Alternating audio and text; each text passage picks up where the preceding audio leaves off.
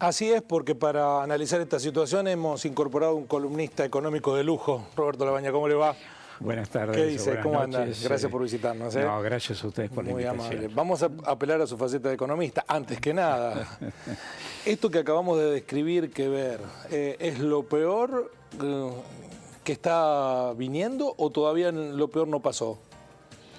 No, no es lo peor porque en realidad el gobierno tiene en cartera varias medidas que son aún más recesivas, pero que las ha suspendido por las elecciones. Ejemplo, un nuevo aumento de tarifas.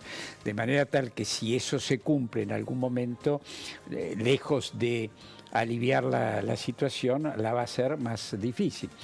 Por otro lado, la tasa de interés, que desde niveles altísimos de más del 70% vino cayendo, ya dio nuevamente la vuelta. Sí, cerró el 62. Claro, otra vez dio la vuelta hacia arriba, con lo cual claramente uno no puede decir que del lado de la política económica haya algo que ayuda a recomponer la situación. Ahora, usted tiene mucha experiencia, hay casi, no digo un coro unánime, pero es un buen porcentaje de la sociedad que le está reclamando desde distintos sectores hacer otra cosa. ¿Por qué el gobierno se empecina en un rumbo? Mire, a veces hay razones ideológicas, a veces hay razones que tienen que ver con intereses concretos. ¿Qué quiero decir con intereses concretos? El mes pasado se ganó en Argentina entre el 13 y el 20% en dólares en un mes. Eso en el mundo requiere entre 8 y 10 años. Acá fue en un mes.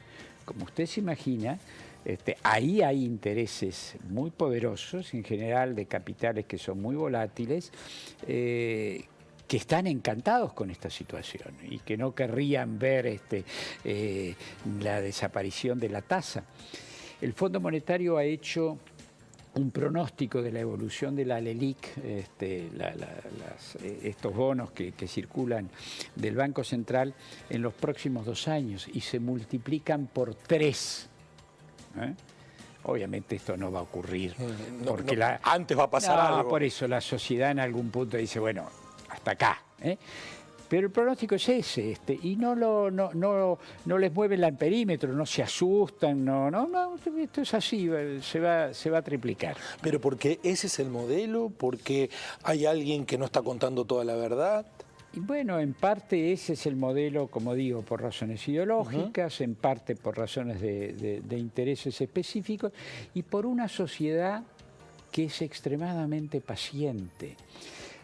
Porque estamos hablando de esta situación de los últimos 18 meses, donde hay una caída, ustedes acaban de mostrar, todos los indicadores son del orden del 10%. Pero esto hay que enmarcarlo en una cosa más larga. Argentina no crece, no ha crecido en absoluto en los últimos 8 años. Los 4 años del gobierno anterior, los 4 años de este gobierno. No hay en el mundo un solo ejemplo de economías que estén en zona de paz y que tengan el tamaño y la complejidad de la economía argentina, donde durante 8 años no se haya crecido. Bueno, algo de esto sugirió el propio Duhovne, dijo, jamás se aplicó un ajuste de estas características sin que un gobierno caiga. Bueno, por eso, es decir, ahí habla de una cierta docilidad que tiene que ver con esto de que también el gobierno anterior fracasó, con una política totalmente distinta, una política mucho más intervencionista, pero que a la gente le iba un poco mejor. A la gente le iba un poco mejor. En el fondo era insostenible, porque ya... ¿Pero para mejorar hay que empeorar? No, para mejorar hay que tener un diagnóstico distinto, hay que tener el diagnóstico de salir de un programa de ajuste como el que hay hoy en el fondo, a un programa que utilice los recursos ociosos que están ahí, que están ociosos. Nosotros estamos cansados de pasar por fábricas y demás donde más o menos la mitad de los bienes de capital, las maquinarias, los equipos, están tapados con lonas o con plástico. Bueno, eso está ahí. Entonces, hoy hay que hacer 2 cosas, por lo menos es lo que nosotros proponemos. Primero, ponerle poder de compra en el bolsillo de la gente. El mismo que ha perdido en los últimos 18 meses. ¿Cómo se hace eso? Ahora le digo. El mismo que ha perdido en los últimos 18 meses, donde ha perdido entre el trabajador ha perdido y el jubilado entre el 16 y el 20%. Y al mismo tiempo ayudar a la empresa a arrancar. A ver, ¿cómo se genera demanda? Sin grandes locuras, sin grandes shocks de esos que alguna vez los argentinos hemos tenido, por una sumatoria de acciones. La suba del salario mínimo vital y móvil que empuja todos los salarios para arriba. La eliminación del impuesto a las ganancias de los trabajadores, por lo menos los de las categorías más bajas. Para los sectores de clase media, una indexación de todos los créditos personales, los que tienen UVA, los que no tienen UVA, pero los créditos en definitiva a las personas que hoy se indexan por variables financieras, todas muy elevadas, hay que indexarlo por salarios. Devolución de el IVA a quienes compren con tarjetas de débito o de crédito. Eliminación del IVA de 10,5, la mitad del normal, que todavía cae sobre una serie de bienes esenciales. Entonces, fíjense, a través de 5 o 6 medidas uno va devolviendo. Ahora, esa medida le quitan financiamiento del Estado, que a su vez tiene muchos compromisos de pago de intereses de deuda. ¿No se desfinancia el Estado así? No, porque fíjese, el Fondo Monetario en la última reunión que tuvimos, que me pidió una reunión, se manifestaba sorprendido porque caía la recaudación. Y yo le decía, pero ¿de qué se sorprenden? ¿Por qué no va a caer la recaudación si la producción está cayendo 9, 10%? Entonces empiezan a fracasar, se muerden la cola, le diría. ¿Cómo reacciona la gente del fondo que cree en estas políticas de ajuste? Bueno, el año que viene hay que hacer otro ajuste equivalente al que se hizo este año. ¿Usted cree que eso es posible? No. ¿Que recaiga sobre los mismos? No. No, bueno, y sí va a recaer sobre los mismos si se hace. Entonces, lo que hay que buscar es al revés, es decir, cómo uno pasa de un modelo de ajuste a un modelo de expansión de la producción. Una vez que usted dio demanda, toda esa demanda va a comprar. El sector ortodoxo de la economía está diciendo que es muy pesada la carga tributaria en la Argentina. Sí, ¿Eso es real? Espere. Esto por un lado. Ahora, simultáneamente con esto, hay que alentar a que la pyme, que tiene el capital ahí instalado, pueda responder a la demanda, para lo cual en parte hay que ayudarlo a recomponer el capital de trabajo que ha perdido en los últimos meses. Crédito. Tasas subsidiadas. A tasas obviamente distintas de las que hoy hay. Yo ni siquiera hablo de subsidiadas, distintas a las que hoy hay. Y entonces usted tiene de repente una economía que por el lado del consumo y por el lado de la inversión y la producción se mueve simultáneamente. Para no salirnos del tema económico, después pasamos al estrictamente político, aunque ambos están relacionados. Usted deslizó una frase, que lo peor no había llegado. Y esta mañana me dijo en la radio que el escenario del 2002-2003, cuando usted se hizo cargo del Ministerio de Economía, era bien distinto de que aquí no hay una gravedad como en aquellos días. No la hay, pero se va acercando. Fíjense los valores que acaban de dar recién. 10% de caída. La caída del nivel de producción del 2002 fue 22%. Fue el doble que esta. Pero ya estamos en 10, ya no estamos en 6 o en 5 como era hasta ahora. En parte lo compensa en el gran promedio el sector agropecuario, que ha tenido un año particularmente bueno. Pero la caída es menor, la diferencia es que hoy no hay una conciencia política de esto. Hoy lo que se nos presenta como dominante en los medios de comunicación de mayor circulación es elijan entre esto o esto. Bueno, en estas últimas horas ha habido una arremetida incluso contra el potencial votante suyo, porque sí, claro, algunos periodistas, algunas corporaciones los tratan de muñecos, sí, claro, y otros desalientan a que lo voten a usted porque si no se es funcional a determinada estrategia. Absolutamente, esto es así. En esto demuestran una actitud absolutamente antidemocrática, de esto no cabe. ¿Para usted es antidemocrático sí, eso? Claro, ¿qué es esto? A ver, si este gobierno pierde, que es lo que les preocupa a estos grandes medios de comunicación, es porque fracasó en su política. ¿A quién le van a echar la culpa? ¿Le van a echar la culpa a que alguien se presenta ofreciendo una alternativa? No, la culpa es del que fracasó. Punto. O sea que si no los votan, no le echen la culpa a nadie, le echan la culpa a quien ejerció el poder durante 4 años y no ha sabido sacarnos de lo que ustedes acaban de mostrar. ¿Entiende que la gente puede ser perceptiva de esa sugerencia? ¿O hay una preocupación por cómo usted mida? Hay dificultades de penetrar porque, bueno, hay casos en los que directamente se nos ignora, hay casos en los que se tergiversan lo que desde este espacio se dicen, pero yo no me quiero quejar, esta es la realidad, así estamos, no vamos a lloriquear, vamos a pelear contra esto y a proponer una alternativa distinta. Hoy llegó Río Cuarto, se reunió con el intendente, está recibiendo a todos los candidatos, lo había recibido Alberto Fernández. En Córdoba usted le ha ido bastante bien en las últimas elecciones.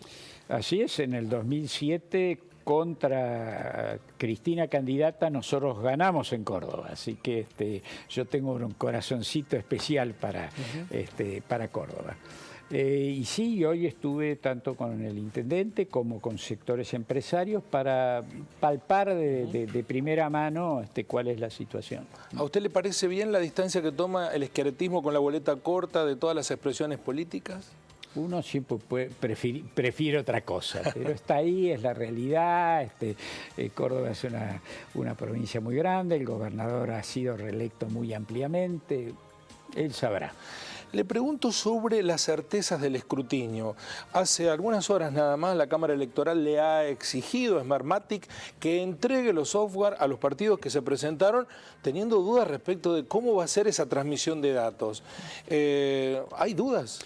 Mira, a mí me gusta hablar siempre con datos objetivos. ¿Cuál es el dato objetivo? La Cámara Electoral estableció que 30 días antes del acto electoral había que entregar el software. Bueno, faltan 2 días. El software todavía no fue entregado. Entonces, ¿sabe? No hace falta elucubrar nada ni ponerse a pensar cosas raras. Algo no anda. Si uno puede tener un retraso de 2, 3, 5 días. No, el retraso es prácticamente de 30 días. Y cuando lo entreguen, los expertos, ayer ha habido varias reuniones con expertos en tema informática y demás, los expertos dicen no va a haber tiempo de analizar el software.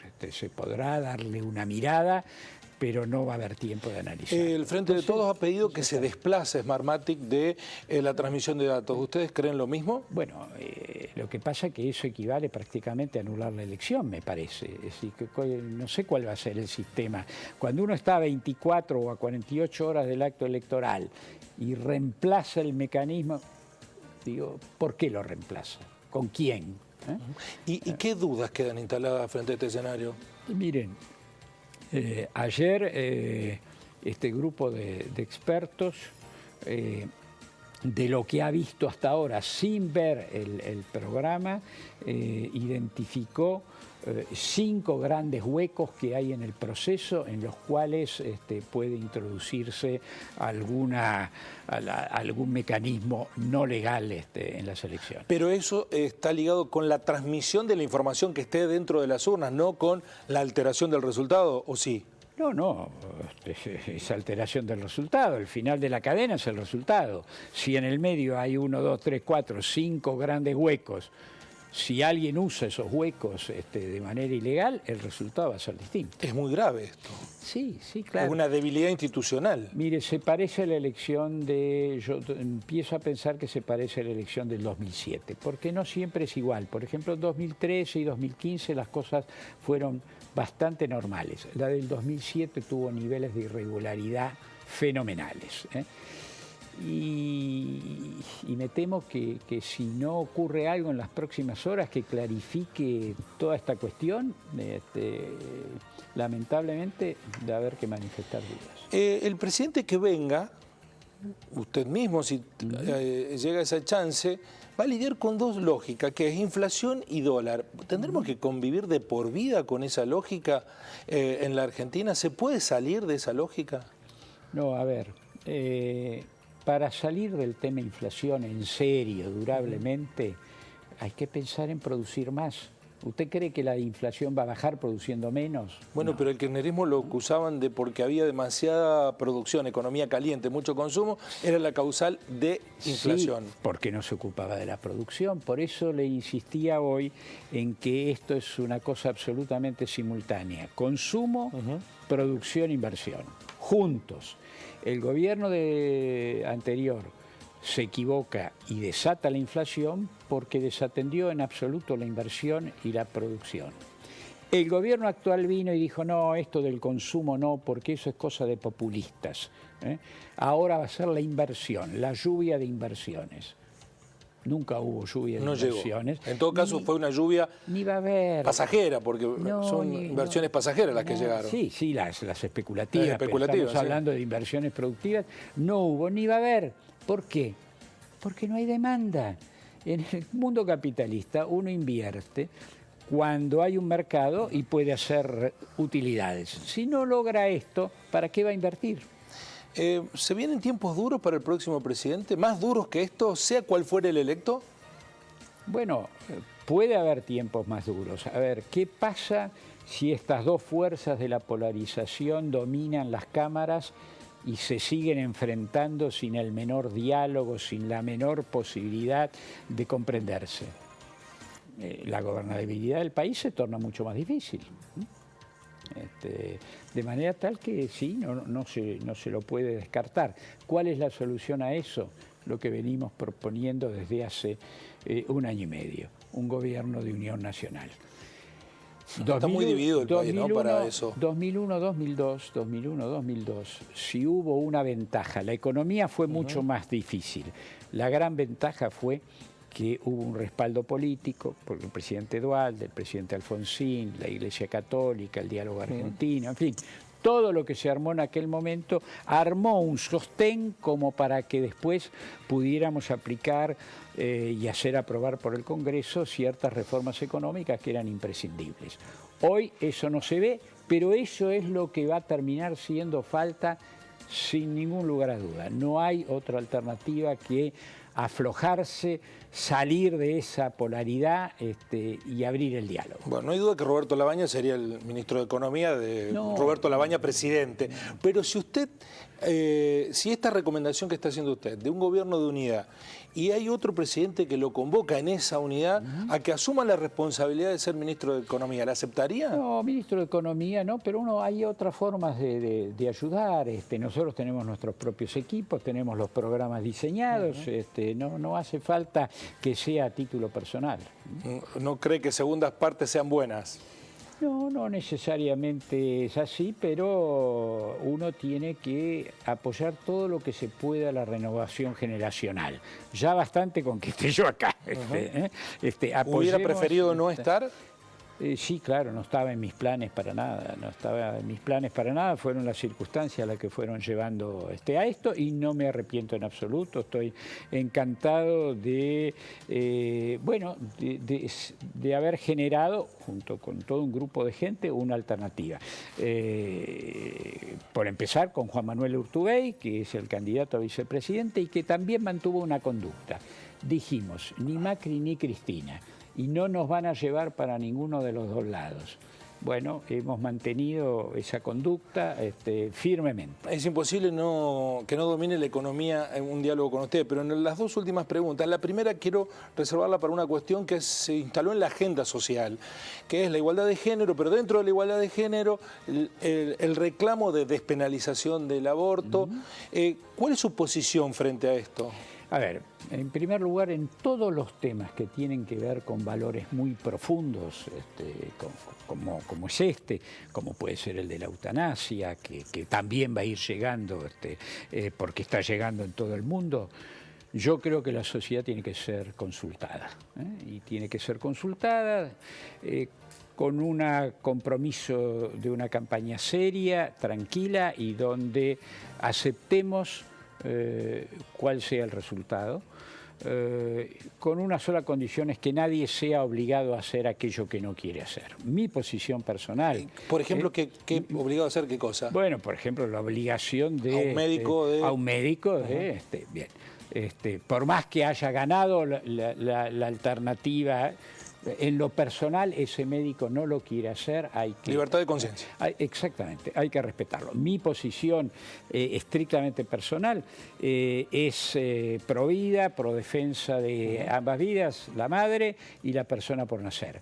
Pero fíjense que esta es una coalición amplia donde hay quienes piensan lo contrario, porque la sociedad, las familias están así divididas. Bueno, hagamos una consulta seria, respetémosla sin violentar lo que cada uno piensa. Y lo otro es, seguramente si se vienen tiempos duros, se va a incrementar la protesta. Hay que reprimirla la protesta, hay que entenderla, hay que contenerla, hay que dejarla expresarse. A ver, clásica discusión argentina. Sí.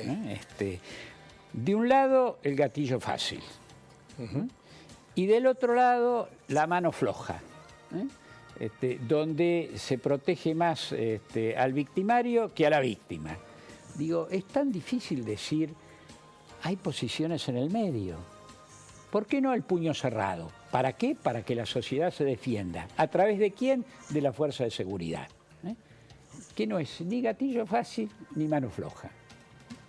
No me respondió la pregunta si hay que reprimir o no la protesta. No, pero ¿por qué hay que reprimir? A ver, esta fue una discusión que... Hay un sector de la sociedad que lo reclama, lo pide. Sí, bueno, pero...